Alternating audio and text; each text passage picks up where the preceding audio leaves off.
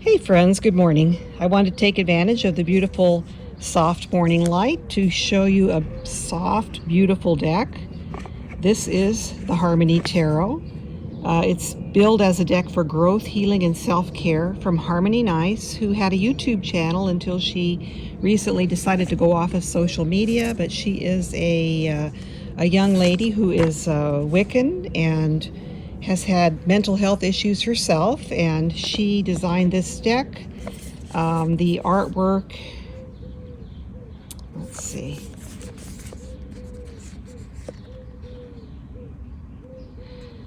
The artwork is by Laura Shelley, and this is a US Games edition, which they're no longer making. But Harmony Nice designed this deck to be helpful to people who need self-care readings, self-love, self-reflection, and I think it's beautiful. I received it recently. I haven't looked at the cards. I've just kind of gone through the book. I've made a few notes that I want to share my thoughts with you. And this was a person I had never heard of, Harmony Nice, but apparently she has a pretty large following. This is a non-Rider-Waite-Smith deck, so if you're new to tarot, it might not be the best deck to start with, but it is beautiful. It's a pip deck. It is art and nature-based and has a very pagan feel, which is something I love about it. So this US Games edition, as I said, is no longer being made. You can go on Amazon.com and you can order a deck that's from Penguin Random House and Rider Company. I don't know, they're all sort of the same company now. But there's a different box. There's like a box that's kind of this size. And I'm not sure the quality. I would imagine the cards would be slightly different quality than this deck that I have. So let's take a minute. I'm going to open these cards up and be right back.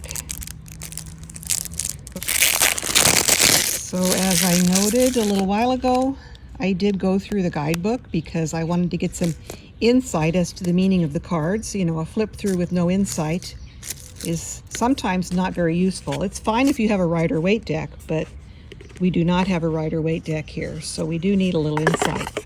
I love this box. It's got the kind of easy opening here. Or let me show you the guidebook, a little flip through here. She's got a lot of nice, easy spreads illustrated in here and demonstrated. And she's got a lot of information about how to read reversals. I think that is worth kind of taking a look at. So reversed, according to this, there are 5 ways. You can read it as opposite. You can read it as the card is more powerful, or you can read it that the card is weaker in effect. You can read it as that card is a blocked energy, and you can read it for yes or no. If it's upright, yes, and if it's reversed, no. And I don't know how that would relate to the actual card. Yes or no to the card, yes or no to the question. I'm not quite sure how that would work in practice. And it can also represent energy that will not serve you. So I thought that was a really great group of I thought that was a really good write-up on the different ways you can read cards in reversal if you like to, which I normally don't, but if you do, that might help. So here we have the beautiful, beautiful backs. It's a very feminine deck, a lot of feminine energy. Here we've got, and the suits of this deck are represented by different nature elements. We have snowdrops representing winter. We have heather representing autumn. We have the rose representing summer. And we have bluebells representing spring. And one misfortunate thing about this deck is that if you can't remember which flower represents what season, it's not written on the cards, so that's sort of difficult. So the cardstock is lovely, as US Games typically is. Sturdy, flexible. I'm not going to shuffle it right now. And the major arcana is very different from Rider-Waite, so I kind of went through and jotted down her meanings. For the Goldfinch, and he's kind of got a third eye there. And the meaning that Harmony associates with the Goldfinch in its position here is liberation and decluttering. And we've got a little ladybug there on this card too, which is sort of precious. So liberation, freedom, decluttering. So that, I don't know why the Goldfinch in particular was selected, because I would think that any bird, there must be something in Goldfinch lore that I'm not aware of, that it would represent liberation more than other birds. Here is the witch, and this represents, it stands in the place where we would have the magician in a regular deck, number 2, and it stands for breaking free from conformity. The forget-me-not standing in place of where the Empress would be in a Rider-Waite deck or a traditional deck. And forget-me-not stands for growth, which does jive with the Empress, and new beginnings, that kind of does jive with the Empress, so I'm good with that. Digitalis in the position where we would normally see the Emperor, and that represents balance. And as a nurse, I'm a registered nurse, so I recognize that digitalis is a plant that can be poisonous, but also in small to moderate amounts. It is used as a medication for heart failure. So there is a balance there. And we've got the scales of balance in this card. So balance instead of the Emperor. Number 5, the lupin. And that represents intelligence and skill, and that is in the place where we would normally see the Hierophant. Isn't that a pretty card? Love it. Now, this is deviating a bit. This is where we would normally have the Lovers, but she has the Lovers at number 7. So Lovers in this deck represents love and union, as it would normally in any tarot deck. Also choice, in my opinion. But that's a very beautiful Lovers card. And then in place of what would be, there's no Chariot in this deck, but we have number 6, the Divine, and that represents intuition and wisdom.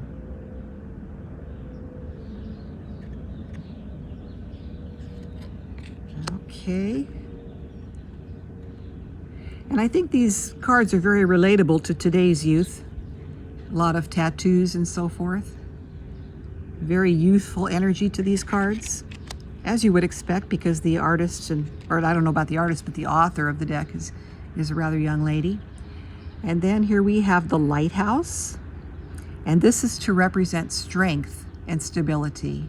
And so that is in the position where the Strength card would be in a Rider-Waite deck. So I find that to be rather relatable. So there we have the Lighthouse, very pretty. Next we have Dawn, and this is to represent choice, reorganizing and decluttering. So kind of a new beginning type card, Dawn, and it's in the place where we would normally have a Hermit card, but there's not any Hermit energy really in this. I mean, I guess there could be, but this is about reorganizing, decluttering, restarting things. And then Dusk, which is where we would normally have Wheel of Fortune. And Dusk represents quiet and recovery. So you've reorganized and you're recovering. I love the candles in the corner. I love the feel of this card, the cat. It's very peaceful. Next we have the Empty Cottage. And I was sort of thinking this was a hermit type of a feel to the card, but according to the guidebook, the Empty Cottage represents angry energy, bitterness, toxic and jealous feelings, self-destruction, and selfishness. And it's sort of a card that's supposed to make you think, okay, why do I have this self-destructive behavior? What can I do to change it? So that is very interesting. And then we have the fairy ring. This sort of looks like it would be a Wheel of Fortune, but the energy to this card is, and you know, I kind of was surprised by this as well, because to me this looks like a very happy, joyful card. Lots of beautiful elements there. We've got nature and candles and letter and a crow and mushrooms. And we've got the floral elements that we'll see later in the deck. But according to the guidebook, this card represents repeating mistakes and having temptations. And in other words, you keep in the same cycle of repeating what you've been doing. So that could be mistakes, or it could be, you know, a cycle that you need to break free from. So I find that a very interesting card as well. Very beautiful. Next we have the Ghost, which I kind of thought would have a Hanged Man energy, or possibly death. But according to the guidebook, the Ghost is supposed to represent issues from your past, a past negativity that you need to let go of.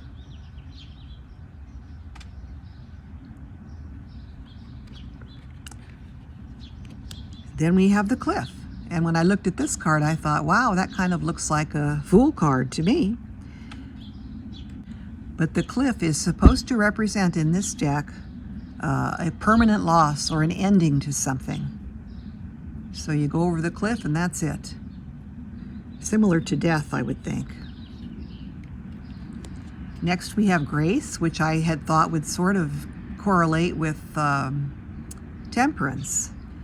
But no, when you read the guidebook, Grace is supposed to represent a lack of balance and needing moderation. So it's sort of like the Temperance energy, but focusing on the negative side of Temperance energy. In other words, it's something that you need to be more aware of and you need to change because you don't have balance. Although she looks very balanced on this wall. Love the crow there also. And here we have a card simply devoted to the crow. And this is supposed to represent inner conflict and having good judgment. So it's sort of a card of self-reflection. I think it's sort of similar to Hermit energy to me.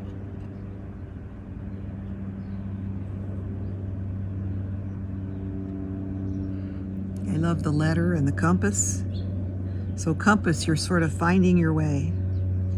I like that. And here we have the well.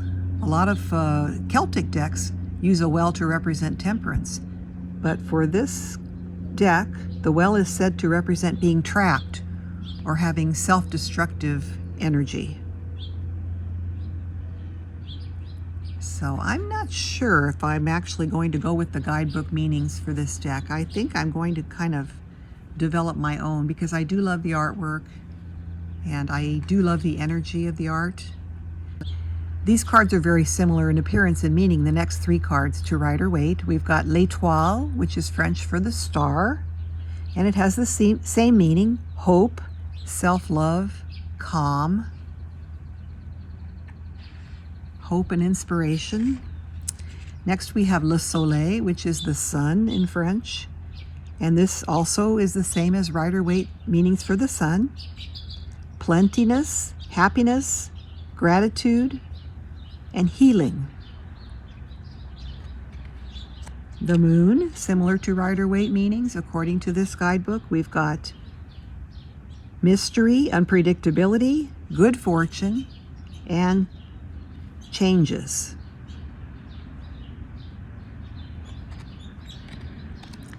The mirror, and this is in place where the judgment card would be, and I find that this really does have that judgment energy, the mirror. It represents detachment and soul searching. I love that. So we better look in the mirror. And then in place of the world or the universe, we have the orchard. This also has the same energy as the world: completion, reward, maturity, and growth. I think that's just a lovely, lovely card. Now, moving on to the minors, and I don't want to belabor these because they're, as I said, this is a pip deck, and they're all pretty similar. We've got spring,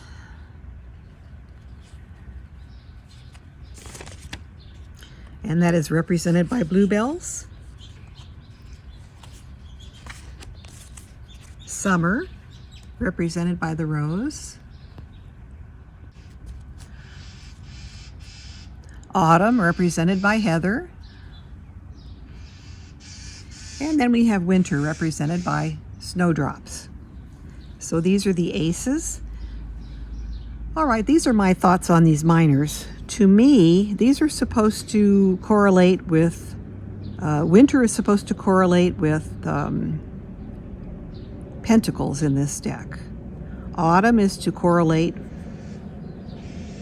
with swords. Summer is to correlate with cups or water, and the bluebells are to correlate with spring and supposedly wands. To me, wands are more summer, and spring is more swords, and autumn would be water, and then the pentacles would be winter. So that's okay. But I've got different associations for these other three suits in my mind. So I may just kind of, use them as I see the suits or see the seasons correlated. I don't think it would be harmful to do that. I don't think it would be difficult. Here are the twos. And you just see like a second flower or a second spray of flowers in each one of these. And you can kind of see the sun has a different position. So spring and sunrise, summer and the sun is high overhead, autumn and the sun is sort of starting to set there in the afternoon, and winter is sunset or the darker time. So those are the twos. Threes, we've got 3 flowers or 3 sprays open in each one of these. The fours. And again, these are really so pretty. I just love I'm a flower person anyway, a gardener, and I just love these cards. Here are the fives. Now you can see there's the addition here of like a mirror or a magnifying glass in this 5 of autumn, which is supposed to represent swords. So I don't know how a mirror in the 5 of swords relates, but if it were me, I would be relating autumn to water and cups, and I would say that would be the 5 of cups. And I think I could easily translate that. Here we have the sixes. Now this 6 of winter or pentacles has, it looks like a grimoire there, a little addition of that. And I don't know that that has any particular tarot meaning for a grimoire in the 6 of pentacles. But I thought that was interesting to note.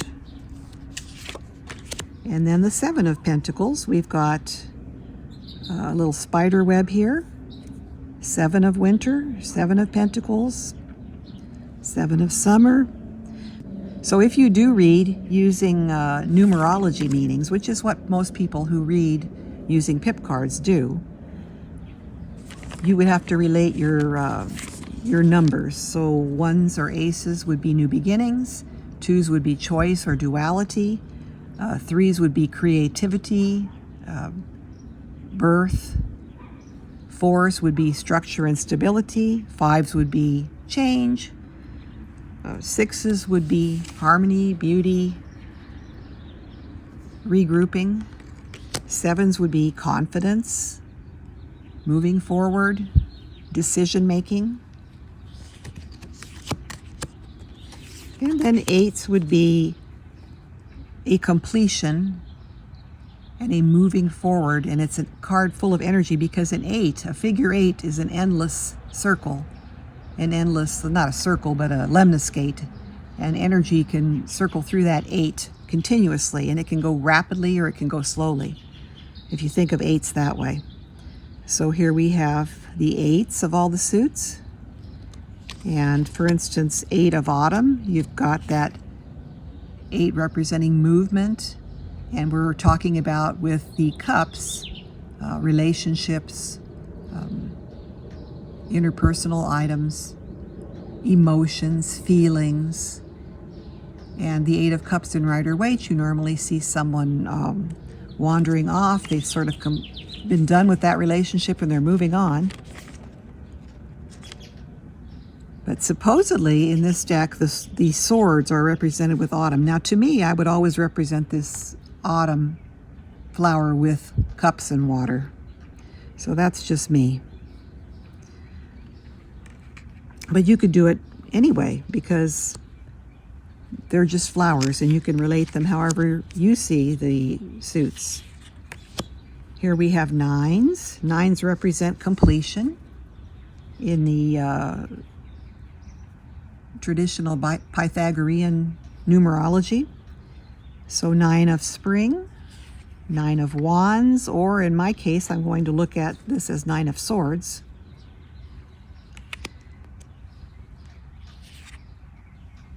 Nine of summer, or this is supposed to represent water or cups, but to me it represents wands. So 9 of summer, 9 of autumn. Now this deck, it's supposed to represent swords. To me, autumn is cups. And 9 of winter. They're really pretty. And the 10s, same thing. 10s are the completion of a cycle, renewal, getting ready to regenerate, regrowth. So that is the 10s. And I absolutely adore these court cards. They are just wonderful. Here are the pages. And each one's sort of got the flower for their element covering their face. Or their flower for their season, I guess I should say. The pages. Here are the knights. Each one has a sword for each season.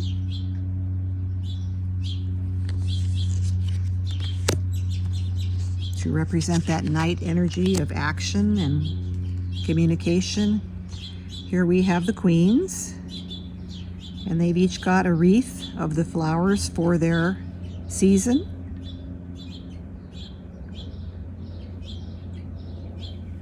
Very lovely.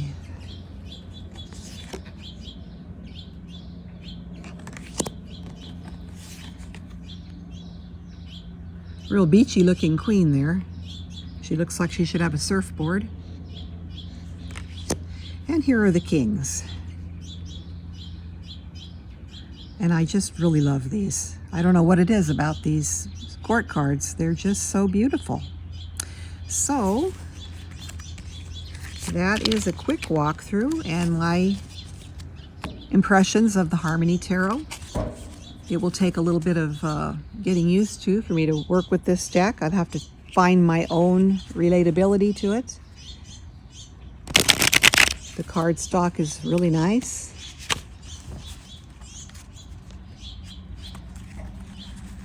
I don't think you're going to have any trouble with cards splitting or wearing.